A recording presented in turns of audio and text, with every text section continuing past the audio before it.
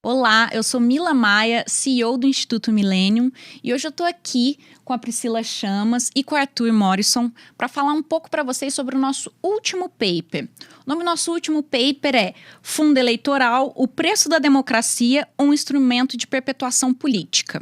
As autoras desse paper sou eu, Mila Maia, administradora e economista, CEO do Instituto, e Priscila Chamas, jornalista e gerente do Instituto Millennium. E a gente está aqui com o Arthur. O Arthur é formado em design gráfico. Ele trabalha no Brasil Paralelo. Arthur, é um prazer estar aqui contigo para a gente falar um pouquinho de algumas das inconsequências das decisões dos políticos aqui do nosso Brasil. E eu gostaria de começar pedindo para você se apresentar para o pessoal, falar um pouco do seu trabalho, como que você passou aí de design gráfico do Brasil Paralelo para uma pessoa que é tão influente falando sobre política, sobre muitas questões de satisfações com as decisões do nosso governo, com as decisões também que os influencers tomam e como isso impacta na população. Então, se você puder falar um pouquinho para os nossos espectadores. Muito boa noite, Mila e Priscila, é um prazer todo meu estar aqui. Boa noite para o pessoal de casa que está nos acompanhando. Bom, meu nome é Arthur Morrison, eu trabalhava... antes de me formar em design gráfico, eu estudava para engenharia ambiental, que não tem nada a ver com design. Né? E aí foi desde que eu comecei a estudar, eu estudava na Federal do Rio de Janeiro, rural do Rio de Janeiro. E foi naquele período das manifestações pelos 20 centavos e tal. Ali eu comecei a ter uma chama ali, uma veia um pouco mais liberal, libertária ali, porque eu era meio que o idiota útil na faculdade. Eu não sabia direito o que era política. E dentro da Federal ainda? Dentro da Federal e tal. Mas aí eu fui começando, esses movimentos apareceram, né? E eu fui começando a estudar, eu falei, tem alguma coisa, faz sentido isso aqui tem lógica, né? Aí eu abri uma empresa, uma consultoria, vi que o Estado mais me prejudicava do que me ajudava, vi os impostos, aquela coisa toda, e comecei a estudar um pouco mais. Abri um Instagram para começar a falar o que eu queria falar, né? Me mudei de área, fui trabalhar com design numa empresa de ônibus, assim, uma empresa de viação de ônibus, e fazia todas as capas lá, a plotagem dos ônibus e tal, até que o Henrique Viana começou a me acompanhar, que é o CEO do Brasil Paralelo, e ele me fez um convite, ele falou, você não quer trabalhar aqui com a gente? Não, a empresa tinha 20 funcionários na época, 19 funcionários, foi o 20º quando eu entrei, lá em 2020, né, no início da pandemia ali. E aí eu entrei para cuidar das redes sociais deles, né? Então, na época era só eu fazia a arte, a copy, postava e respondia a caixinha, e o story. Era uma loucura. Hoje a equipe está muito maior, já temos mais de 250 funcionários. Eu saí da parte lá de marketing, né?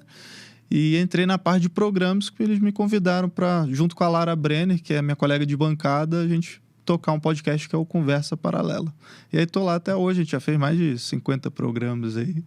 Então, tá sendo bem difícil, assim, diferente, né? Eu tá do outro lado agora da bancada respondendo pergunta, né? Porque sou eu que faço as perguntas no momento. Talks bem atípico esse, né? Porque a Mila, que geralmente é entrevistadora, entrevista os autores, ela também é autora. E vocês que fizeram o paper, então acho que eu que vou entrevistar vocês, entendeu? Eu vou te passar aqui. Me passa aí, então vocês respondem aí pra mim, o pessoal de casa vai ficar muito satisfeito. Eu também acho, porque o seu Instagram é muito bom, por sinal, eu já te sigo faz um bom tempo, gosto das suas pautas, o que você defende, eu acho que a forma que você leva as suas insatisfações para a população, de certa forma, com humor, isso é bem leve, e muitas das suas indagações, indignações, são também, também.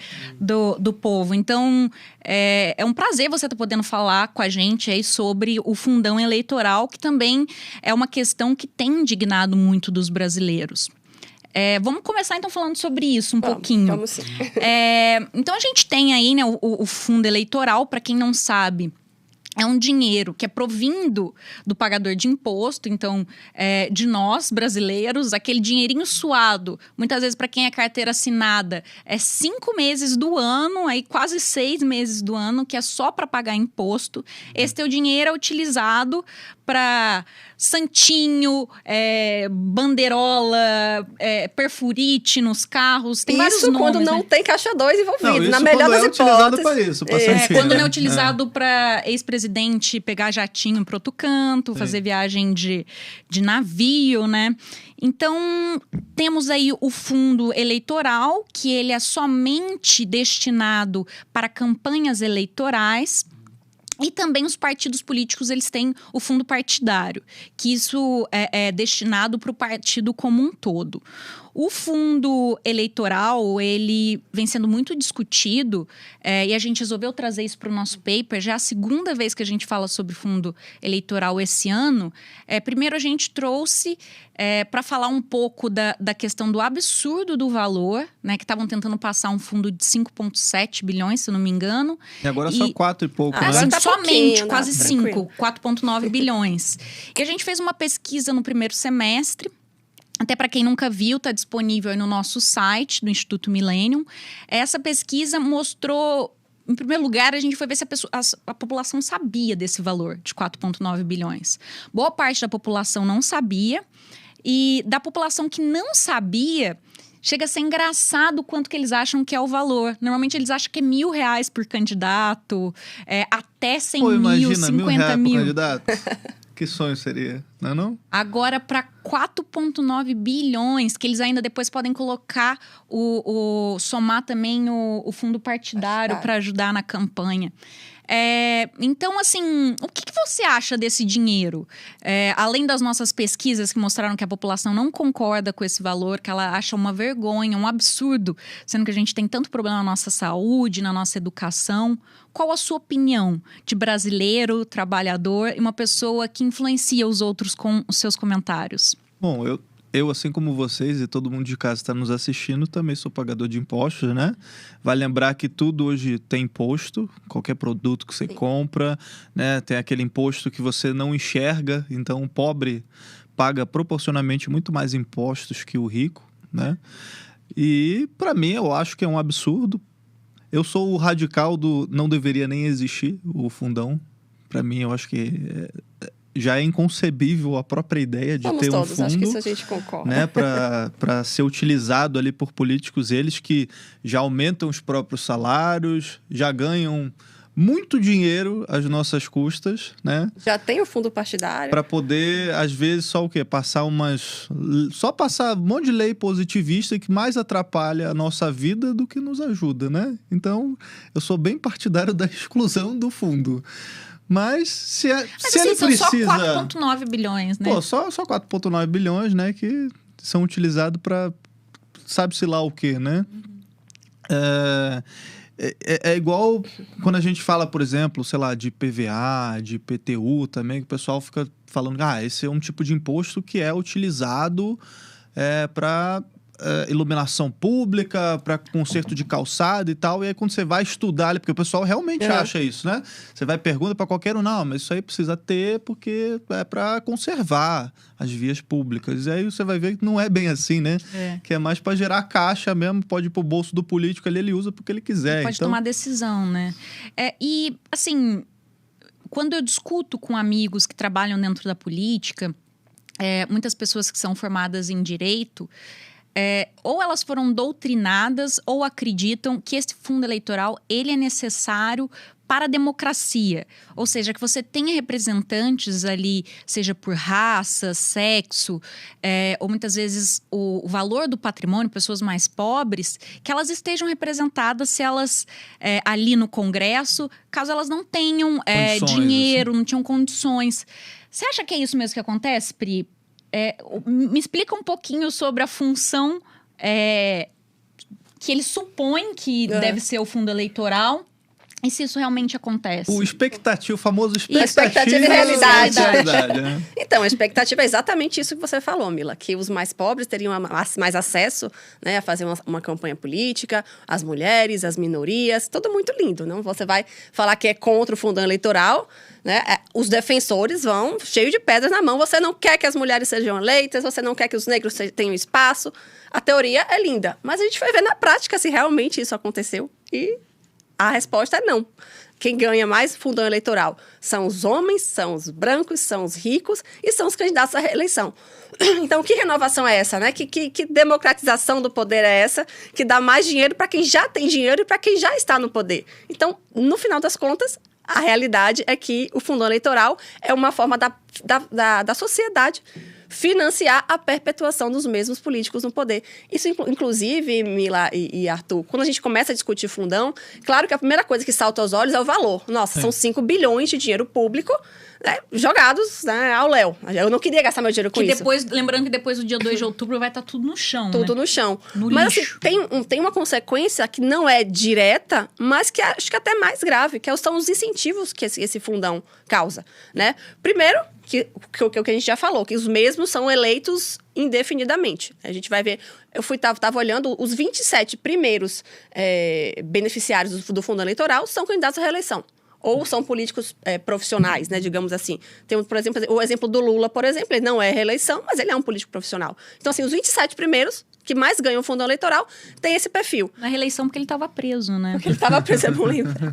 Mas, assim, o que eu queria dizer é o incentivo que isso gasta. Então, o partido político, ele não precisa mais responder aos anseios da população. Ele não precisa mais agradar o seu eleitor para conseguir o dinheiro. Porque se fosse uma doação, eu gosto desse partido, eu vou doar meu dinheiro. Sim. Ele precisaria se esforçar para melhorar, para ser um bom partido, para não ter corrupto no partido, para, enfim, votar bons projetos, mas ele não precisa disso. O dinheiro vai cair Se anyway. fosse voluntário, seria uma coisa. Seria né? uma coisa, né? Então, esse incentivo eles não têm. Então, isso é mais um motivo, inclusive, pelo qual o fundão foi aprovado. 90% da população é contra. E eles aprovaram mesmo assim, porque eles não estão nem aí. O dinheiro vai cair, eles vão fazer a campanha dele, vão comprar voto mesmo, e vai ficar por isso mesmo. Acho que isso é um ponto importante também. Na nossa pesquisa que a gente fez para esse último paper, os dados mostram que apenas 3%, em torno de 3% dos candidatos recebem mais que 90%, né? Do fundo eleitoral. Então, você vê a concentração. 90% desse fundão está concentrado em apenas 3% dos candidatos. Por que você acha que isso ocorre, Arthur? Por que você acha que eles colocam mais esse dinheiro em apenas 3%? Será que são os 3% mais pobres e os 3% mais mulheres negras? Eu imagino, e lendo o paper, né, a gente descobre que não é bem assim, né? Isso que a Priscila comentou sobre... desculpa, me fugiu agora. Sobre os incentivos. Os incentivos e tal. Eu me lembrei, né, que a gente entrevistou a Ana Paula Henkel, não, a Ana Campanholo. Quando ela comentou... eu lembro dessa entrevista. Quando ela comentou, né, de mulheres entrarem na política, a questão das cotas tem uma cota e feminina tal, para né? entrada da mulher, né? Muita gente fala, né, dessa questão das cotas. Porque precisa, então temos cotas para mulheres. Votem em candidatas mulheres. Gente, assim, não é proibido mulher se candidatar, né? A nenhum cargo Nunca público, foi. assim. É só elas ir lá se candidatar. Então não precisa ter uma cota específica para isso, não precisa ter, né, um incentivo externo para isso.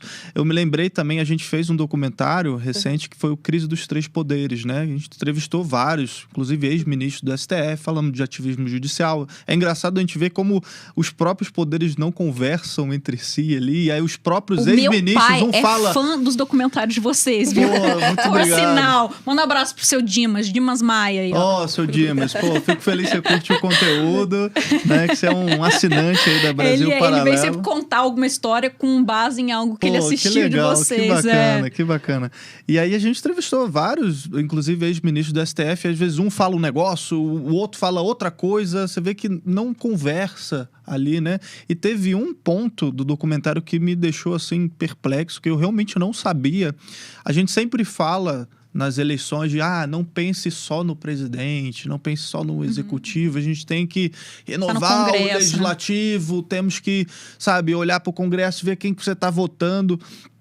E aí, né, a gente tem o lance do coeficiente eleitoral, dos puxadores de voto, então eles botam, às vezes, um ex-BBB, um tiririca da vida, que o cara ganha, sei lá, 1 milhão de votos, né? Isso. Mas ele puxa uma galera com ele. E essa galera que entra, você nem sabe quem são os caras. Coloca uma mulher ali para as mulheres se identificarem, votarem nela, mas na verdade para somar no coeficiente eleitoral. É um número assim absurdo, não vou precisar um número agora, mas sei lá, é mais de 80%, quase 90% assim, da galera que tá no Congresso e você não sabe que você não votou. 7% se elegeram sozinhos do Congresso. Isso, é tipo isso, assim, 93%, assim, sabe? Você não votou nesses caras. Você levou ele. Então, um tiririca ganhou, sei lá, 1 milhão de votos, ele puxa não sei quantas cadeiras lá com ele, E eles sempre botam os dinossauros. Sempre que você olha lá pro Senado, pro Congresso, pra tudo isso, você vê os mesmos caras lá e fala, pô, mas quem que continua votando nesses caras? Não faz sentido. O cara tá ali há 20 anos, sabe? 30 anos. Quem continua votando nessas pessoas? E eles entram porque já são...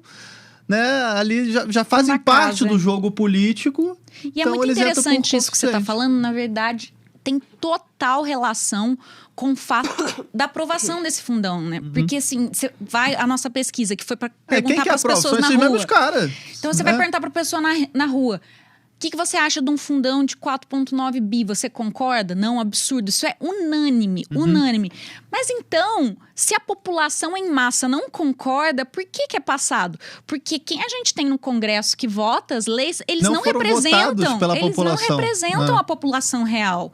Então, essa democratização do Congresso, que é para você ter representantes ali que realmente comunicam com o povo, que pensam igual ao povo, porque a palavra democracia, ela vem aí do povo, né? Então, a gente, na verdade, teria um Congresso que deveria refletir a opinião do povo. Só que o que acontece? Eles botam mais dinheiro, muitas vezes aí nos deputados e nos senadores, que são pessoas que vão contar para a próxima eleição quanto que eles vão ganhar a partir das cadeiras de fundo eleitoral e fundo partidário. Então, eles vão botar dinheiro em quem eles acreditam que tem mais chance de continuar lá, porque eles querem mais dinheiro para a próxima eleição, porque essas pessoas já pensam igual, que elas vão pensar, eu preciso aprovar isso, porque eu vou fazer minha campanha, eu preciso de mais deputado pro meu partido, eu preciso de mais senador pro meu partido. Na carreira política. É uma bola, entendeu? É total conflito de interesse. Eles votam algo... É igual o pessoal do STF que também está votando pela manutenção do salário deles. É um total conflito de interesse. Como que você pode votar algo que é em benefício próprio e não reflete a opinião da população? Pô, se eu pudesse aumentar meu salário sozinho... Imagina, eu acho que eu mereço uns 50 mil reais. Quem não faria isso? Eu acho que seria maravilhoso. E é por isso que existe um monte de partido político também. É vantajoso ter um partido político. E a chapa dos partidos, ela já é montada tendo em vista quem eles querem que seja eleito. Então, assim, é muita ingenuidade você achar que uma pessoa nova vai entrar num partido, né? A gente tem o União Brasil, que é a junção aí do MDB, né, com o PSL. Ele tem 2 fundos eleitorais e 2 fundos partidários que se juntaram. Então, assim, juntaram 2 partidos. Esse lance de entrar nas cadeiras também tem uma situação que é curiosa. Até o ex-presidente Temer, ele comenta no documentário, né? Que aconteceu já casos de uma pessoa receber, sei lá, não sei quantos mil votos, 100 mil votos e tal, e não entrar. E aí ele puxa um cara que recebeu, sei lá, 200 votos, entendeu? Então, o cara que recebeu 200 votos, que ele não entraria, ele entra... Isso, na verdade, já foi corrigido desde a última eleição. Porque o que acontecia muito isso. O cara teve, sei lá, 300 mil votos e puxava um, sei lá, teve 20. Sim. Agora não pode mais. Agora, para ser puxado, ele precisa ter 10% do quociente. Então, assim, esse cara de 20 votos não entra mais. Ele consegue puxar outros, mas... Bom, menos um problema, porque eu não estava sabendo disso. Mas na última eleição, realmente estava acontecendo, e aí você... É um absurdo também, né? Sim. E lembrando que agora, nessas eleições, eles proibiram a doação de dinheiro via pessoa jurídica. Então, as empresas não podem mais doar. Mas desde 2016. Isso vem de um tempo para cá. Antes poderia, agora é só pessoa física que pode fazer doação. O que eu vejo muito as pessoas que são a favor do fundo eleitoral criticando? Que a partir do momento que você tem pessoas doando, por exemplo, eu sou dona de uma empreiteira, eu vou lá converso com o Arthur que quer ser deputado. Vou falar assim, Arthur, eu te dou aí 5 milhões para tua campanha, mas depois que você entrar, você faz aí um bem bolado, você ajuda a minha classe. Então, muitas pessoas que, seja via pessoa física ou pessoa jurídica, as pessoas que são contra falam que quando você doa direto para um candidato, você sente aí uma obrigação de depois dever algum favor. Só que qual que é o melhor? Você pegar o teu dinheiro. Eu acredito nas ideias do Arthur. Eu acho que o Arthur vai ser um bom político. Eu vou lá e dou 5 milhões para ele, ou eu pego e pago meus impostos, que eu nem sei para quem que vai, para qual candidato, para qual partido, simplesmente se eleger. Então, essa dicotomia do que causa aí seria uma falha ou uma distorção do voto, e você não doar para uma pessoa direta porque você tem medo que isso cause conflito de interesse, mas você não decide se você quer doar para as outras pessoas. Então, meu dinheiro pode estar indo para todos os outros ali. Está, na verdade, 5,9 bilhões, 4,9 bilhões de dinheiro da população. Por enquanto, sem tomar, sem tomar daqui a pouco chega no 5 aí, essa decisão. E esse dinheiro, ele é 7 vezes mais do que a média gasta por outros países. Por que será que no Brasil acontece isso, vocês acham? Assim, o que gera esse incentivo aqui que os outros países não fazem? Tudo bem que temos situações dos Estados Unidos, que tem 2 partidos, os republicanos e os democratas, então ali é mais concentrado, né? Mas o que vocês acham que causa essa distorção desse valor ser 7 vezes mais que os outros países? Aqui é tudo mais, né? O nosso judiciário já é o mais caro do mundo. Isso. A gente já gasta muito mais com educação. Porque o brasileiro é rico, ele pode gastar muito dinheiro. Então... Não, é mais de 1 trilhão de impostos por ano, assim. A gente sempre vê o impostômetro lá. Cada ano é um valor maior, porque né? aqui os impostos, eles são muito, como o Arthur comentou no início, eles são muito escondidos. Então, você pergunta para uma parte da população, ela não sabe que paga imposto. Sim. Uma parte da população, se você perguntar, você paga imposto? Ela vai achar que não pago. Eu não pago imposto de renda, então eu não pago imposto. Então, eu acho que só os ricos pagam, isso, né? então, como é uma coisa muito camuflada, as pessoas não têm noção do absurdo que é. Então, fica muito mais fácil você fazer as coisas, né? Passa esse tipo de coisa. Se as pessoas não têm noção que está saindo do bolso dela, então, a partir do momento que as pessoas começarem a se conscientizar mais, né, que cada centavo que é gasto, que não existe almoço grátis, que não existe nada grátis, que tudo que o governo dá para você, ela precisa tirar de você antes. E geralmente passa por pedágio, por corrupção, por ineficiência e vai sair muito mais caro. Então, isso falta muita consciência, né? O sistema tributário brasileiro é o mais complexo do mundo. Então, assim, ele é feito para ninguém entender. Então, você lidar com uma coisa que ninguém entende é muito mais fácil. Você não lembra nem as siglas de todos os impostos que a gente paga. 93, eu acho, impostos e taxas ao todo aqui. É um absurdo. A última vez que eu ouvi estava 93, não sei se já aumentou, mas era 93. E a gente gasta não só também com o sistema judiciário, com o legislativo, com o executivo, a gente gasta muito em todos os setores, praticamente. Você pega o setor da educação, a gente entrevistou a Ana Maria Camargo lá recentemente, ela e o Gabriel. Do Milênio, inclusive. Né, falando dessa parte de educação e tal. Porque todo mundo, você chega ano eleitoral, temos que investir mais em educação. Esse é o discurso, né? E às vezes assim. não é simplesmente investir, sempre investir em educação. Aí você fala, mas a gente investe pouco em educação? Não, porque a gente investe muito mais do que os maiores países do mundo. A gente não mede nossas políticas públicas, E por que a gente tá num local horrível no PISA, assim? Então, alguma coisa a gente tá fazendo errado nisso aqui. Não é dinheiro o problema, entendeu? É que a gente não sabe fazer, não tá fazendo o nosso investimento em educação nos últimos anos. E não saiu, o PISA continua igual. Imagina, você triplicou o investimento em educação. Então, era falta de dinheiro? Aqui no Brasil, é muito engraçado, né? Você mede... Eu não lembro quem falou essa frase, mas que a gente não mede as políticas públicas... Pelos resultados, mas pela quantidade de dinheiro. Então, assim, meu intuito é melhorar. Então, já valeu. E não qual foi o resultado daquela política pública ali. Se ela trouxe alguma melhora qualitativa ou quantitativa. Até as propagandas de político, né? Agora tá em ano eleitoral, tem muito isso. Quem tá disputando reeleição, a propaganda é investimos tanto em educação. Tá, mas e os resultados? Sim, você investir muito e não ter resultado, não Sem é bom. Sem contar que não tem um pensamento contínuo, assim, de tipo, por mais que, sei lá, eu não vá continuar na política, eu tô fazendo algo pelo país, e aí o próximo que pegar vai dar uma continuidade nisso. Não, ignora tudo que o outro cara fez, vamos fazer de novo, gasta tudo agora, aí fica um monte de elefante branco lá, uns prédios inacabados, que você já gastou, o dinheiro já foi gasto, já saiu do seu bolso, entendeu? Vamos lembrar da Copa, né? Nossa. Entendeu? Um monte de coisa aí que aconteceu, né? Mas aí porque o cara só tá pensando na reeleição, né? Aí depois que ele é reeleito, né? Ele já gastou os tubos ali, joga a bucha pro próximo. Por isso que a gente defende privatização, né? O cara que é dono de alguma coisa, ele não vai agir assim. Então, tudo que a gente puder tirar do governo, melhor. Porque o incentivo do governo é esse. A verdade, assim, que define tudo isso é a questão dos privilégios da nossa parte legislativa, judiciária. os deputados, eles não ganham só o salário deles. É uma coisa muito surreal que a população também não sabe. Mas eles têm direito... Bolsa terno, creche, carro. Eles gastam gasolina. em torno de R$200 mil mês com carro. Reembolso de despesas médicas integral.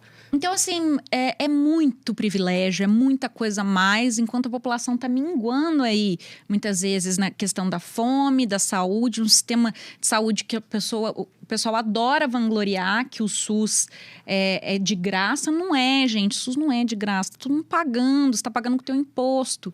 E é um serviço muito ruim, muito precário, perto da quantidade que é gasta no serviço de educação, no serviço de saúde. E esse dinheiro, que são bilhões, a gente não está falando de R$1.000 doados igual deveriam ser. E estamos falando comparado com outros países, sendo que o Brasil não é um país desenvolvido.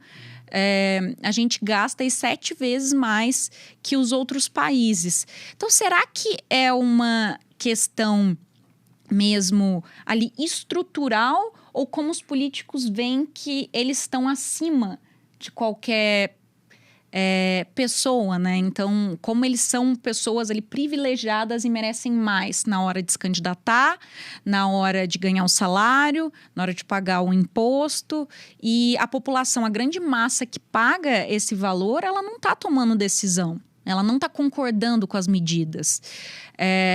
Então, assim, tem muita questão do que poderia ser feito para melhorar essa situação atual do Brasil. O que você acha, Pri? Você acha que uma renovação, você que já foi candidata, para quem não sabe, Priscila Chamas já foi candidata, então a gente pode ver de uma pessoa que esteve dentro da política, querendo fazer uma mudança aí. Qual que você acha que poderia ser um caminho para a gente melhorar das decisões que são tomadas ali dentro e que elas reflitam mais? Olha, o fim do fundão eleitoral seria um grande avanço, porque ele, como a gente estava comentando, ele apenas colabora para perpetuar sempre os mesmos políticos. E aí vai chegar eu de fora, como é que eu vou, né? Eu não recebi dinheiro público nas minhas campanhas. Como é que eu vou disputar com um cara que recebeu 7 milhões, 8 milhões, 10 milhões, um cara que está comprando voto, um cara que está fazendo e acontecendo? Acho que assim, a melhor forma de democratizar o acesso à política é justamente tirando esse excesso de dinheiro público, né, dos mesmos poderosos. Aí, outro dia, eu estava conversando até com meu marido. Ele falou, não, eu acho que deve regulamentar esse fundão aí. Eles não criam dificuldade para o setor privado? Vamos criar para eles também. Então, a partir de agora, o fundão vai ter que ser distribuído exatamente na proporção de homens e mulheres, exatamente na proporção de negros, brancos, pardos. Vamos criar dificuldades para eles também, para eles verem como é que é bom. Pode ser um caminho, a gente regulamentar bem regulamentadinho para eles verem como é que é bom. Mais burocracia. Ele não gosta de burocracia, tome burocracia. Mas pode realmente dificultar, né? Nossa pesquisa, a gente viu que, na verdade, esse dinheiro está sendo destinado, na maior parte, para homens brancos e ricos, com mais de 1,8 milhão em patrimônio. Inclusive em partido de esquerda, né? Sim. Na verdade, assim, especificamente mais em partidos de esquerda. O PT está direcionando 75% do fundo eleitoral dele para candidatos brancos. Boa parte para o Lula, que é o campeão em financiamento público, né? Diga-se de passagem. Você aí que é um liberal ou libertário, Arthur? Eu sou um libertário. Um libertário. Qual a sua opinião sobre isso? Como que a gente poderia solucionar esse ponto? E não vale mais repetir o que o coleguinha falou de tirar o fundão. Aperta o botão aí você me quebra, né? Porque... eu acho que... Deixa eu pensar também. Essa é nova agora pra mim. Porque pra mim eu só tinha pensado em tirar. Aperta o botãozinho lá. Aperta o botão assim, né? Explode. Faz as duas opções. O que eu acho que é engraçado, assim, quando me perguntam o lance de acabar com o Estado, não sei o quê. Porque pra mim nem deveria existir. Mas aí... Sempre que me perguntam, mas se tivesse um botão mágico que você pudesse apertar, você apertaria? Eu falei, tá bom, eu apertaria. Só que eu saberia que no dia seguinte ia ter milhares de pessoas nas ruas clamando por mais Estado, porque a mudança tem que ser cultural, tem que ser na cabeça primeiro, né?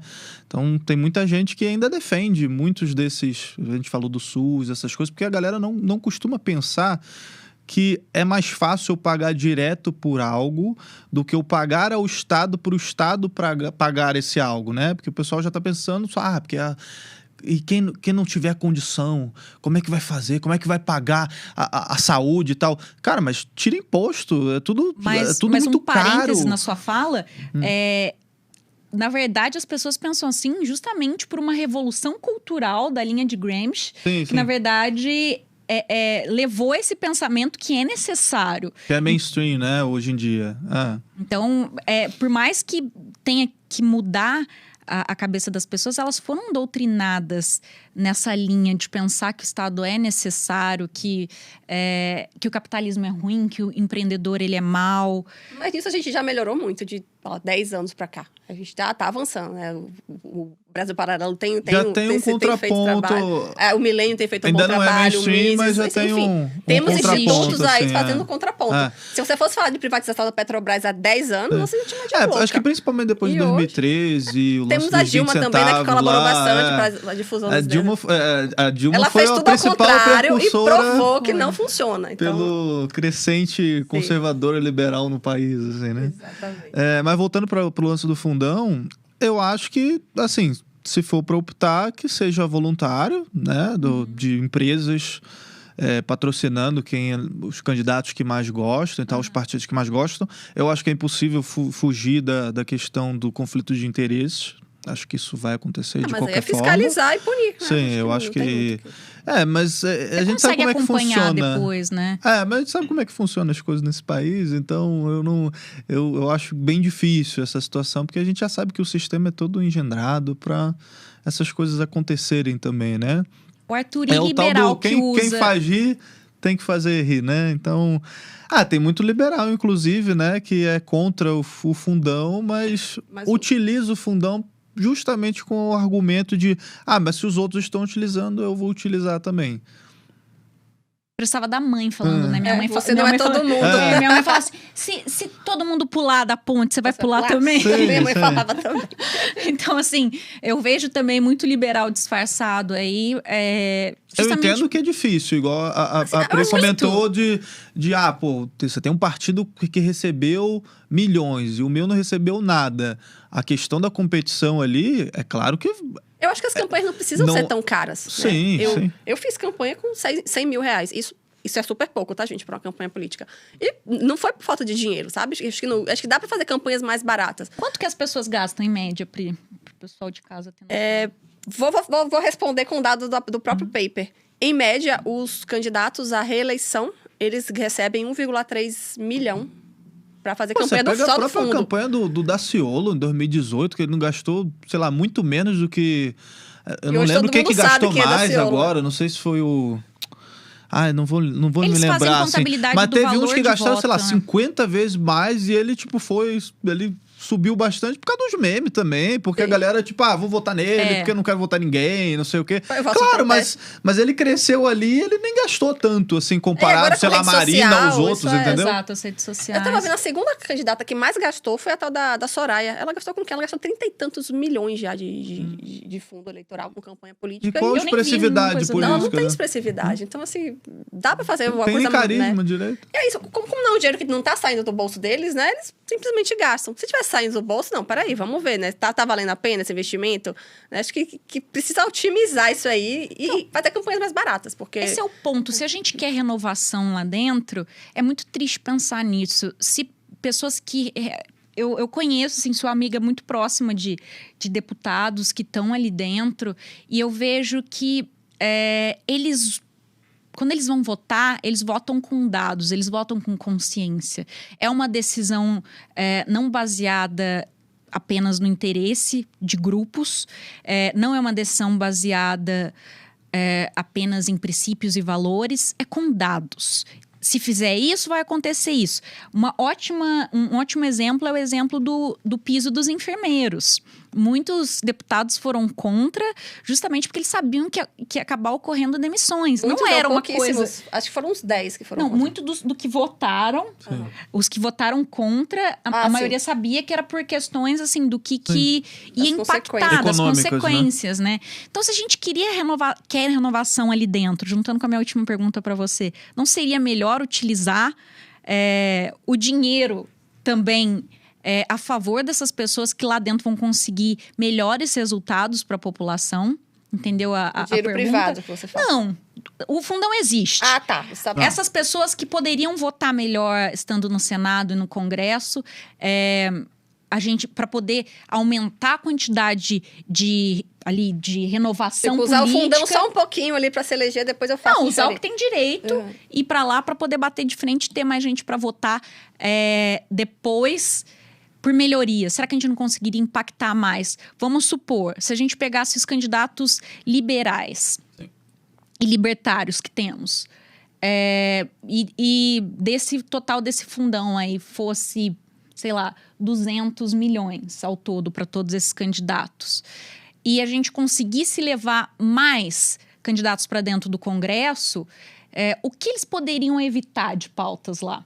Porque, assim, foi aprovado esse 4,9 bi, porque a maioria do Congresso era a favor. Mas se a gente utilizar desses 4,9 bi para colocar mais pessoas lá, será que a gente não conseguiria barrar mais coisas custosas ou dispendiosas a ponto de fazer valer a pena esse dinheiro? É uma pergunta de economista, na verdade. Sim. Assim, você está uma economizando... estratégia... Eu entendo. Não, eu tô colocando, na verdade, uma pergunta capciosa que eu tô utilizando aqui, que eu tô jogando para vocês. Cara, é porque assim, eu sou bem radical e um tanto pessimista, para não dizer realista, assim, né? Com relação a essa questão de entrar, por exemplo, para a política, né? E é engraçado porque quando você cresce aí no Instagram, nas redes sociais, a galera fala, nossa, quero votar tipo em assim, você. Meu deputado. eu falo que eu sou ANCAP, que eu não voto em ninguém, que é isso, que eu não acredito na via política. Ai, Arthur, mas eu gosto tanto de você. Quando você se candidatar, eu vou votar em você. Porra. Você não tá entendendo que eu não quero, né? Eu falo, o Cogos também falava isso, e hoje tá aí, viu? Eu falei, criatura, eu acho que você não entendeu o que eu tô fazendo aqui. Assim, tipo, mas tudo bem. Não, o Cogos é a mesma coisa, né? E com relação a, tipo, ele falava que não ia se candidatar e tal. Eu discordo. Eu tô buscando o meu cancelamento. É isso que eu tô fazendo aqui. Eu sinceramente, Todos assim, os gosto dias. muito do Cogos. Inclusive, sou amigo dele e tal. Discordo da atitude de entrar pra política. Igual conversei com o Denis, vou estar com o Denis. Juro, o daqui Denis a é muito pouco nosso também, amigo, né? Eu gosto muito do Denis também. E eu perguntei justamente isso pra ele, O Denis né? é ANCAPzão. E eu perguntei justamente isso pra ele. Eu falei, pô, cara, mas o que você acha disso, assim, né? E o argumento dele, eu entendo o argumento, né? De, cara, vamos... Se eu não tiver lá, esse espaço vai estar vazio e eu quero ocupar esse espaço. Eu acho... Eu entendo o argumento do ocupar espaço. Eu acho que não é efetivo. Na minha visão. Eu acho que você entrar pra máfia, pra querer destruir a máfia por dentro, você vai ter que jogar...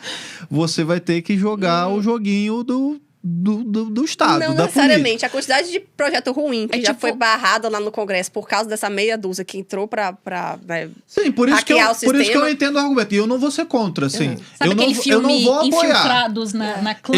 Eu sou assim, eu sou bem... De acordo com o que eu falo nas minhas redes sociais, cara, eu não vou entrar pra isso, eu não vou apoiar, eu não voto, não sei o quê.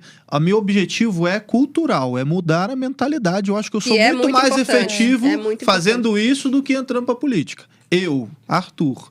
Agora, se você quiser entrar, se você quiser tentar lá por dentro, beleza. Cara, tamo junto, assim. Não vou votar em você, não vou apoiar diretamente, né? Mas... Cara, tamo junto, eu prefiro que você esteja lá do que um comunista, entendeu? Sim, é. Real, assim, eu tenho que ser realista também, né? Eu prefiro que existam pessoas lá dentro com uma visão de mundo, com uma visão econômica parecida com a minha, do que um comunista lá dentro. Perfeito.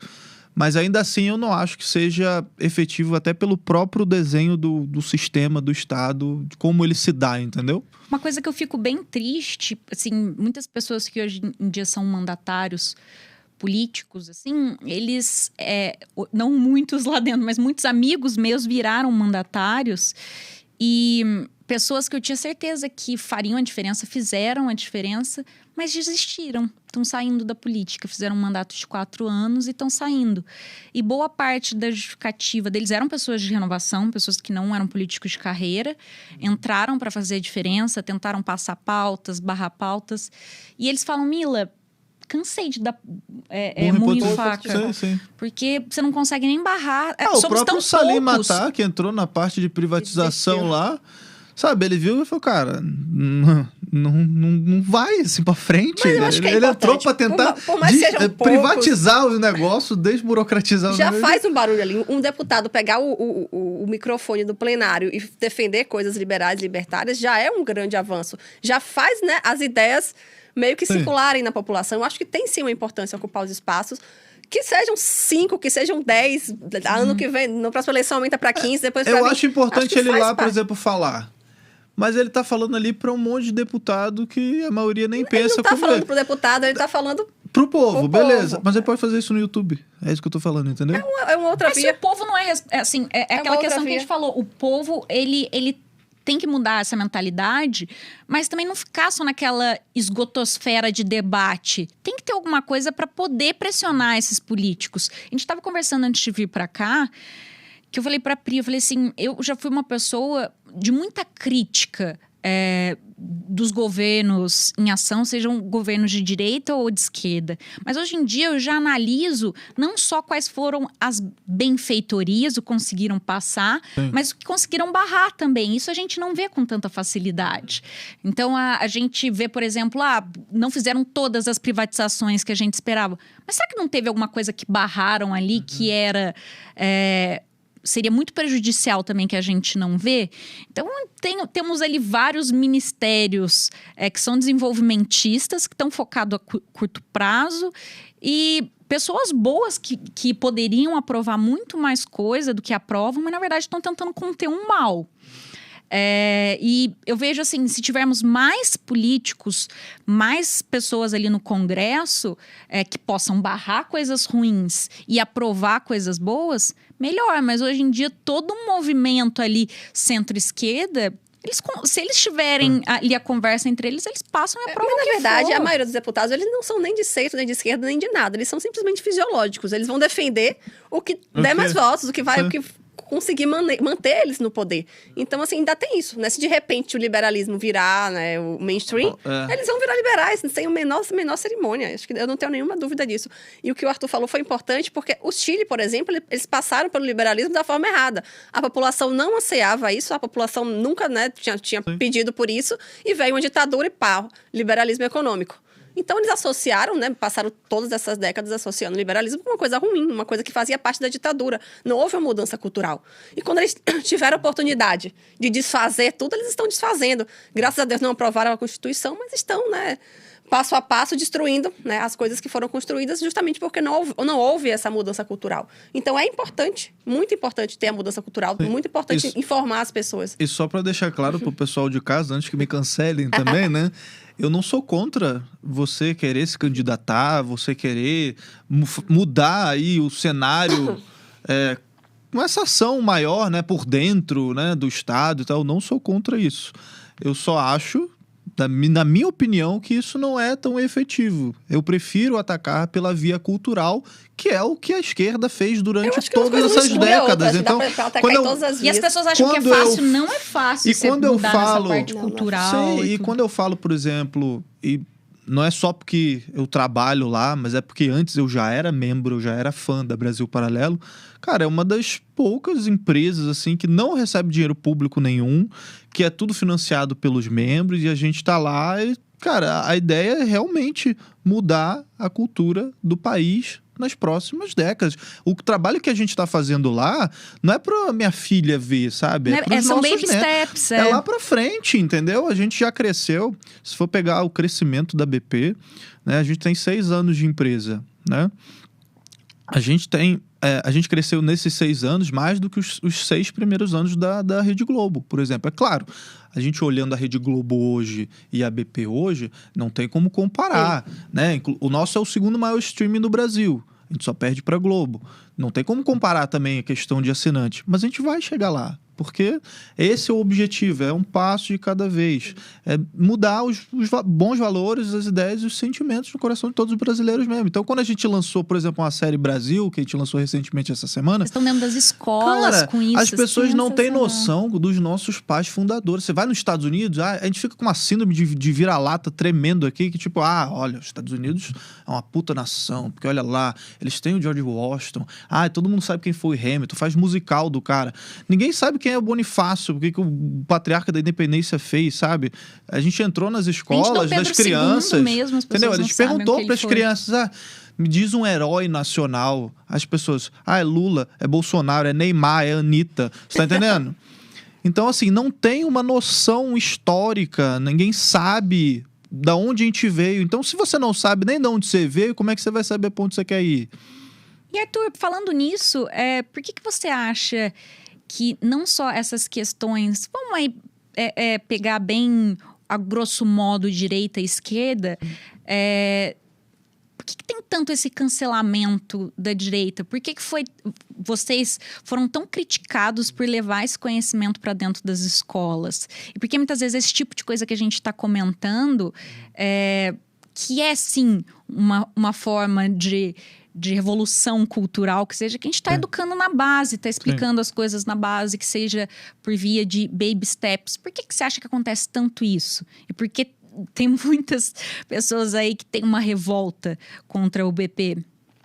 Bom, eu acho que é porque simplesmente falam tanto em empatia, né, em pluralidade de ideias, e eles não gostam de ouvir o contraditório. Quando você você dominou ali todo o mainstream, né, acadêmico, né, na mídia, imprensa, aquela coisa toda, quando surge espaço para o contraditório, porque a nossa ideia não é nunca censurar o discurso, a gente recebeu um monte de tweet lá, a gente fez inclusive uma live ontem, né, mostrando esses tweets e tal, da galera, tem que prender esses caras. Cara, porque a gente simplesmente levou personagens históricos da independência do Brasil, no ano do bicentenário da independência do Brasil, sabe, 200 anos da independência, para dentro de uma escola para falar de independência, assim. A gente não falou de Lula e Bolsonaro, assim, nem foi citado isso, sabe?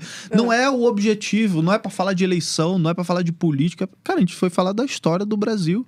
Isso gerou uma revolta, claro, que é um pequeno grupo também, né? A esquerda barulhento. Se acostumou a falar sozinha por muito tempo, né? Foram décadas, ela falou sozinha. E quando começam a surgir pensamentos divergentes, discursos divergentes, elas estão estranhando, eles não estão gostando, né? Eles querem continuar a falar sozinhos. É muito bizarro o lance de, temos que prender, temos que, sabe, a gente defende, calar, e eles dizem censurar. Tanto defender liberdade de expressão, mas por que é só de quem para um concorda lado? Com eles, né? Exatamente, então... É muito louco isso, né? De tipo, você tem que ir preso por dizer algo que eu não concordo.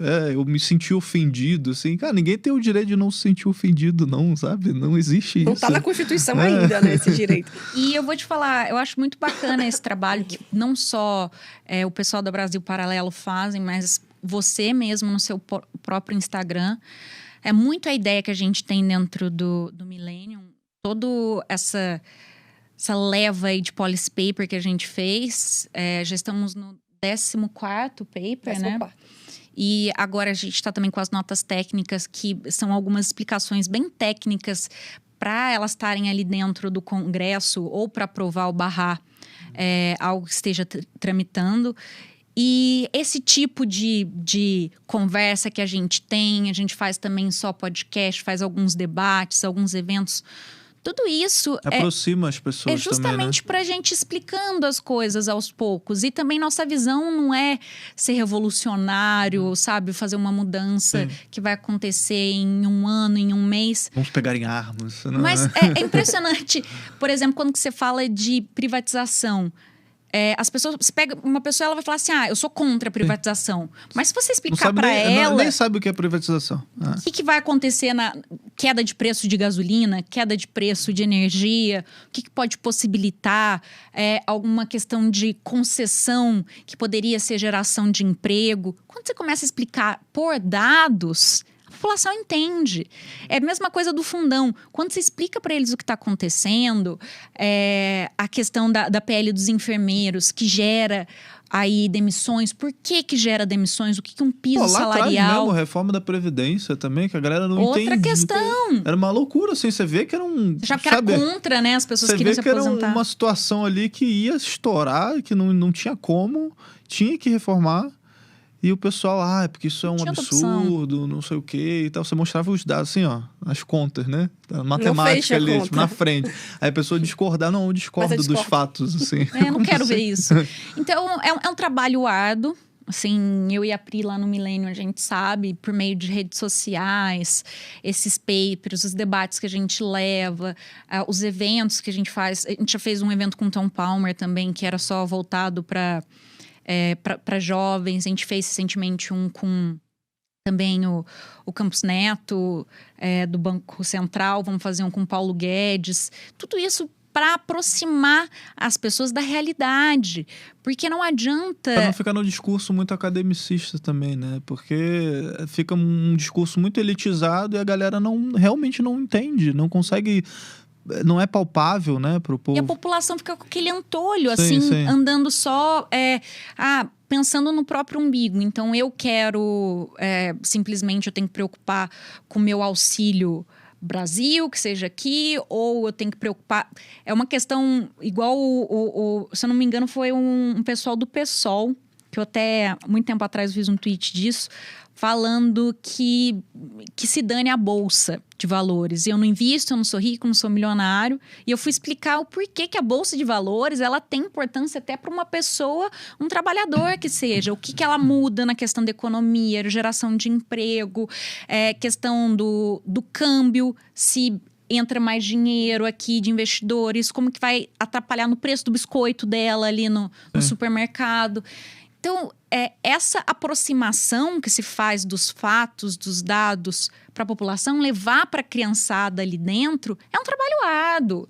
E continuamente tá recebendo aí muitas mensagens de pessoas xingando, ameaçando, falando coisas muito pesadas, tentando como se a gente fosse, né? como se a gente fosse contra. Eu gosto muito de pensar assim, quando eu tô falando de partes políticas, linhas políticas, você vai para uma linha keynesiana, escola de Chicago, escola austríaca, todas essas vertentes, eu gosto de explicar para as pessoas que todos esses querem chegar num ponto em comum, que é a melhora do país. A forma como você quer seguir que é diferente. Exato.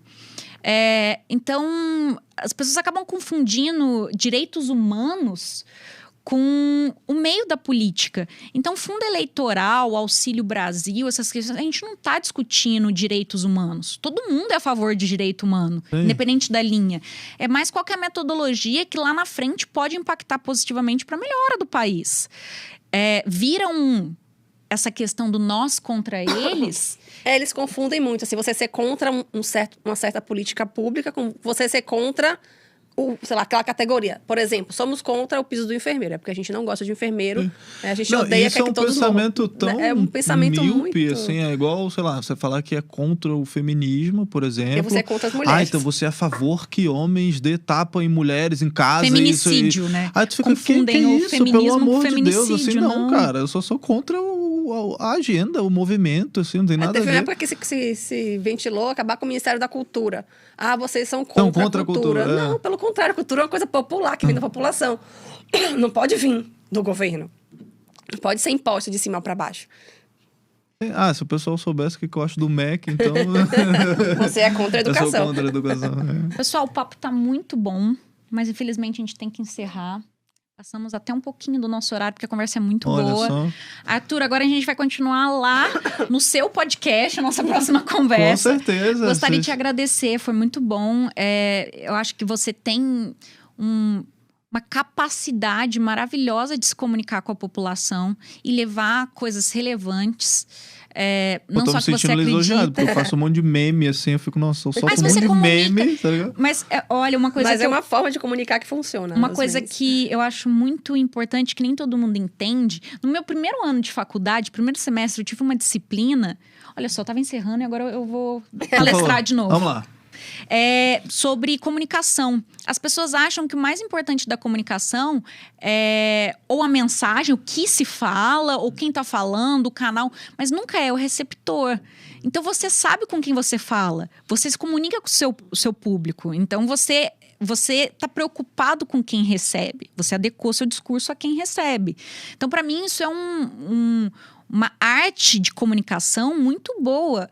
Você consegue se comunicar bem. Pode ser por meme, por vídeos, por ali ironia, que você gosta de usar bastante a ironia. Uso bastante. Então, seu trabalho é muito bacana.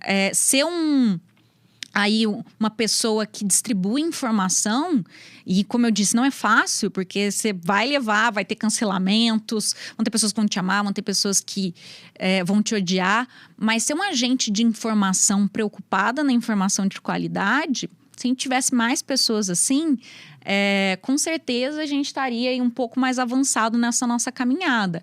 A Pri também, que tem muitos anos nessa estrada de agente de informação, já sofreu 1 milhão de cancelamentos. Processos, inclusive. Nossa, essa parte é triste, eu ainda não levei nenhum. Eu levei muitas ameaças. Eu só tava em Shadowban, não. Processo ainda não. Não, Shadowban eu caí direto. Então, é uma coisa difícil. Assim como esse nosso paper sobre o fundão eleitoral que trouxe essa nossa conversa, muitos outros virão. A gente está junto nessa caminhada. E nossos intuitos não são medidos apenas pelas nossas intenções. Então, o resultado não são as nossas boas intenções, mas a gente tem resultados bons. Não somos igual política pública, que não medimos esses resultados.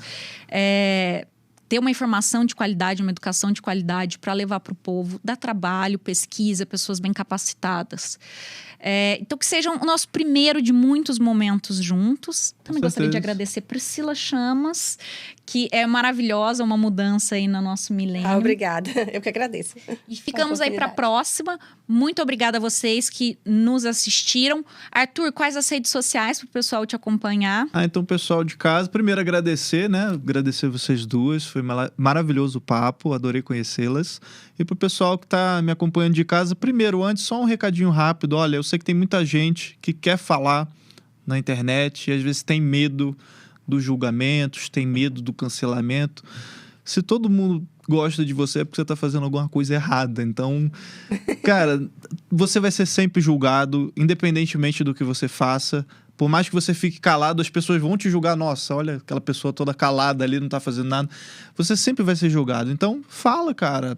Coloca a tua voz. Eu cresci na internet fazendo isso. Sozinho. Você começa pequeno, com 50 seguidores, 100 seguidores. Daqui a pouco um te reposta e tal.